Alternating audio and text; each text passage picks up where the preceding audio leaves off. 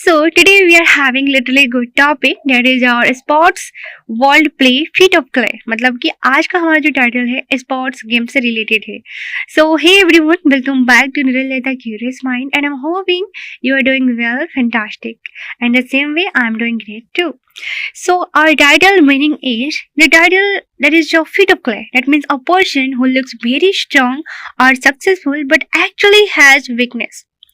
मतलब कोई व्यक्ति बाहर से बहुत मजबूत या सफल दिखे लेकिन उसके अंदर कुछ कमजोरियां हो. Okay, so in this article, it shows that tennis player Danny Medvedev struggles badly on the clay court tournaments Roland Garros, that is French Open, even though he is a top-ranked player, right?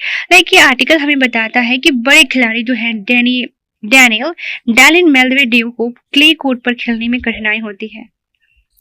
So basically इस sports article में mainly जो है tennis match की बात हो रही है. इसमें बताया गया है कि जो डैनियल मेडवेडेव है वो फ्रेंच ओपन में जल्दी हार गए और एडम वॉल्टन ने बड़ा अपसेट किया और नोआमी ओसाका ने शानदार प्रदर्शन किया एंड आरियाना साबलेंका आसानी से अगले राउंड में पहुंच गई एंड यंग प्लेयर मोइज कोयमे ने हिस्ट्री बनाई. सो यह आर्टिकल स्पोर्ट्स प्रेशर परफॉर्मेंस और अनएक्सपेक्टेड रिजल्ट के बारे में है और यहाँ से हमने कुछ ऐसे ही वोकैबुलरी भी लिए जो कुछ मिलता जुलता भी है और कुछ न्यू भी है. So alright, now let's move on our vocabulary. Okay, as we know, I have done with physical, which is important. I just circle it. Now let's jump into our difficult vocabulary from this article. But as we know, हम लोग शुरू में कुछ जाना पहचाना familiar words लाते हैं. That is fatigue. As we know, that means extreme tiredness, थकान. Sentence would be Messi was diagnosed with hamstring fatigue. Messi को hamstring की थकान बताई गई.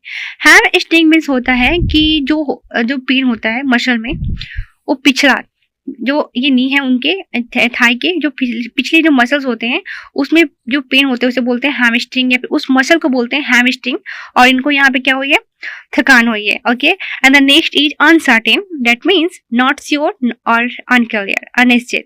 Sentence would be Messi return plan remains uncertain. मेसी की वापसी की योजना अभी अनिश्चित है. And the second next is upset. That means a surprising victory against a strong player. उलटफेर, अप्रत्याशित जीत. Sentence would be Walton upset Medvedev in the first round. Walton ने पहले राउंड में मेडवेडेव को हराकर बड़ा उलटफेर किया, अपसेट किया, है ना. And the next is wild card. That means wild card means a player allowed to enter a tournament especially.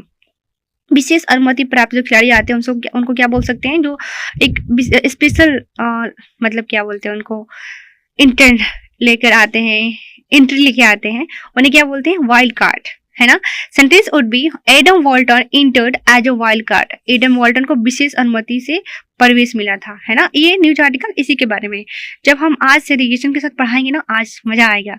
तो क्योंकि बहुत आपको अच्छे से समझ में आएगा, क्योंकि वोकैबुलरी के बाद से क्या होता है कि चीजें समझ में आती है, फिर हम जो भी बोलेंगे आपको भी समझ में आएगी. और ऐसा नहीं है कि मैं हिंदी में नहीं बताऊंगी, हिंदी में भी बताऊंगी. So frustration means as we know feeling upset because things are not going well, हताशा. Medvedev showed frustration during the match. Match के दौरान मेडवेडेव निराश दिखाई दिए. And the next is momentum. The force और कॉन्फिडेंस गेन ड्यूरिंग सक्सेस. गति बढ़ाना या फिर जो होता है ना मोमेंटम चलता है, फोर्स कॉन्फिडेंस. सक्सेस के दौरान जो हम कॉन्फिडेंस रहते हैं, जो फोर्स रहता है उसे क्या बोल सकते हैं, momentum. So sentence would be Walton gained momentum in the match. Walton ने मैच में बढ़त बना ली. And the next is eliminated.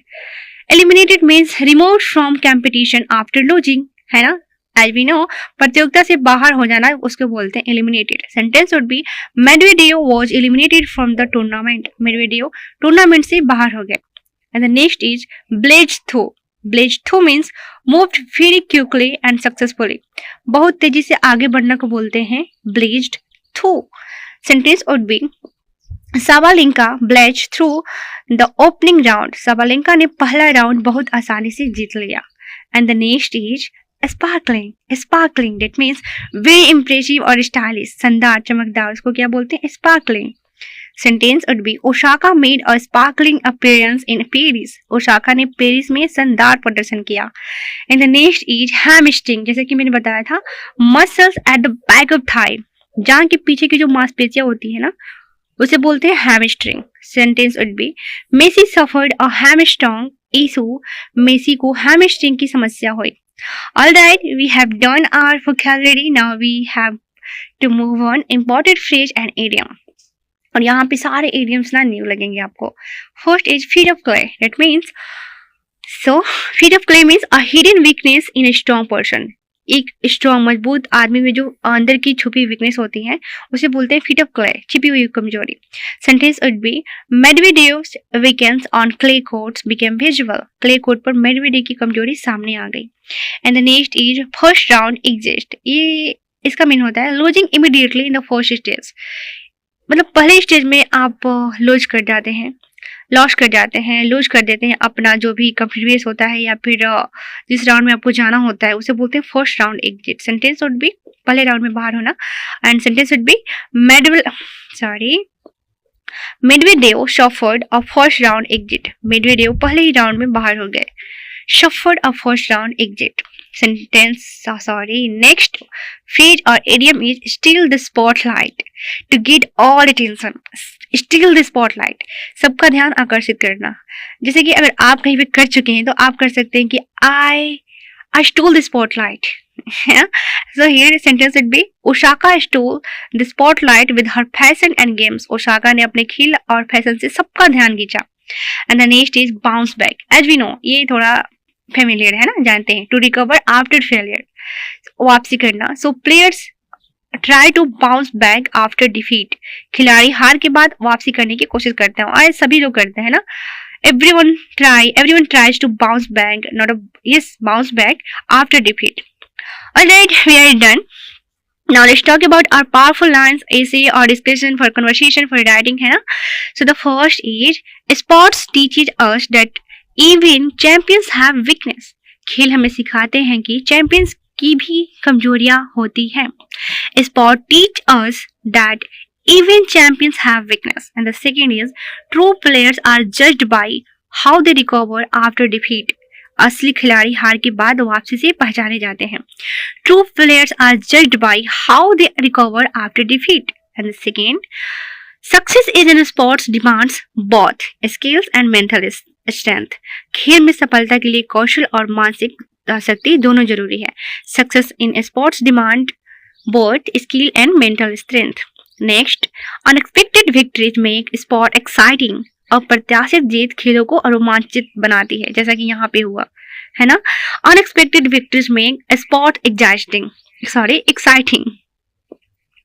Alright, now let's move on our news article. There we are covering with segregation. और हाँ, यहाँ पे कुछ जो साइड के जो न्यूज है उसको भी मैंने इंक्लूड किया है। तो बस ऐसे ही न्यूज बताने के लिए, तो देरी नहीं लगेगी। Now let's talk about it. So let me check.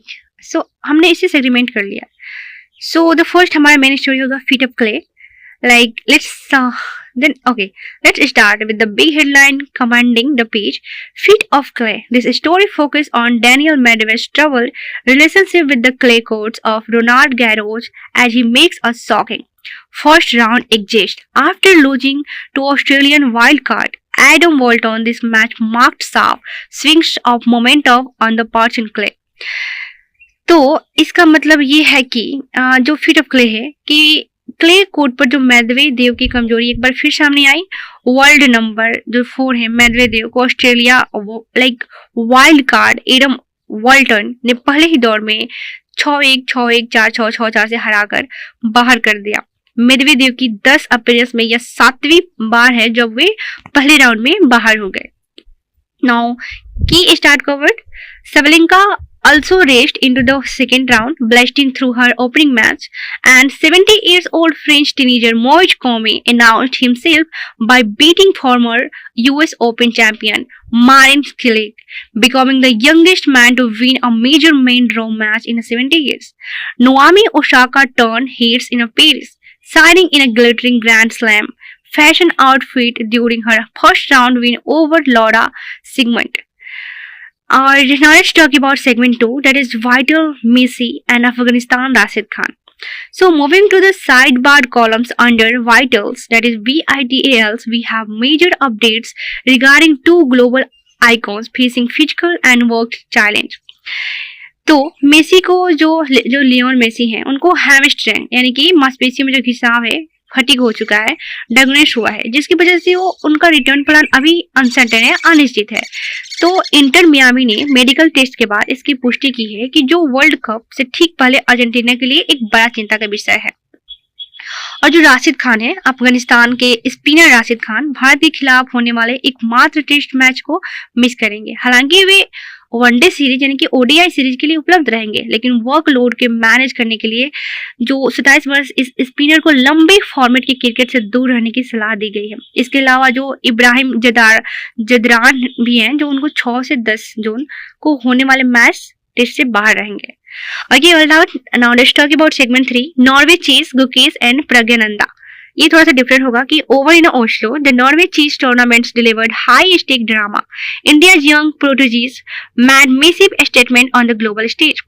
जो शतरंज की विशाल से बहुत बड़ी ये खबर है कि जो डी गुकेश ने एक मैराथन मुकाबले में विंसेंट कीमर को हराया, जबकि आर प्रज्ञानंदा और अमेरिकन विस्ली को क्लासिकल मुकाबला ड्रॉ पे छूटा रहा। इसके बाद जो आर्मागेडन ट्राई बेकर में जो प्रज्ञानंदन ने बाजी मारी, इस पूरे राउंड की सबसे बड़ी खबर यही रही कि जो अली रेजा फिरोजा ने वर्ल्ड नंबर 1 मैक्सन कार्सन को क्लासिकल चेस में मात दे दी।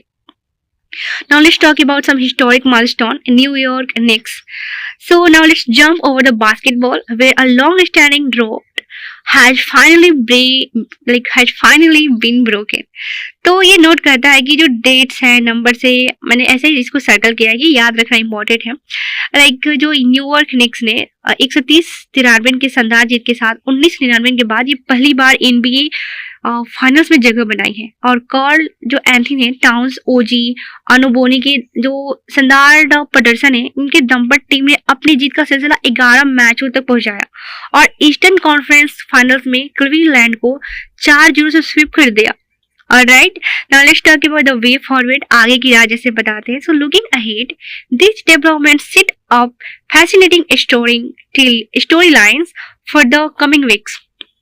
So for Daniel Medvedev, he must visually and strategically re-evaluate his baseline movement and unforced error rates on clay if he wants to conquer Roland Garros in the future, है ना?